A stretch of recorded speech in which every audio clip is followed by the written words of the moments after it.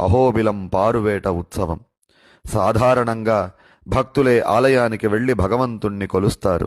కాని భగవంతుడే ఆలయాన్ని వీడి తన భక్తుల చెంతకు వెళ్లి వారి కష్ట సుఖాలను తెలుసుకొని అనుగ్రహించే అత్యద్భుతమైన ఉత్సవం అహోబిలం పారువేట ఉత్సవం. దేశంలో మరెక్కడా లేని విధంగా ప్రతి సంవత్సరం సంక్రాంతికి కొండదిగే అహోబల నారసింహుడు జ్వాలాకేసరిగా, ప్రహ్లాద వరదుడిగా కనుమనాడు బయలుదేరి సుమారు 45 రోజుల పాటు 33 గ్రామాలలో పర్యటిస్తారు.